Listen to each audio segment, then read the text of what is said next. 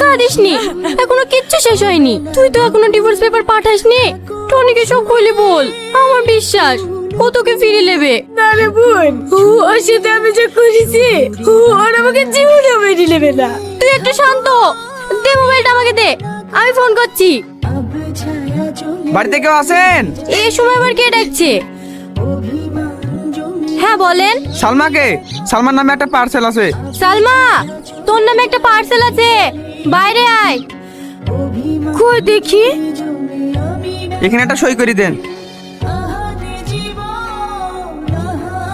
তুমি আমার সাথে ডিভোর্স চেয়েছিলে না, তোমাকে তাই দিলাম। তুমি আজ মুক্ত। আমাকে ছেড়ে যদি তুমি সুখে থাকো তাতেই আমি খুশি। তোমার সুখের পথে কখনো কাটা হয়ে দাঁড়াবো না। তুমি ভালো থেকো। আর হ্যাঁ, তোমার এই পাগল প্রেমিকের তো লাখ লাখ টাকা ছিল না, তবুও ইচ্ছে ছিল বইয়ের শখ পূরণ করা। তাই আমি বিদেশে গিয়েছিলাম, এসে দেখি তাকেই হারিয়ে ফেলি।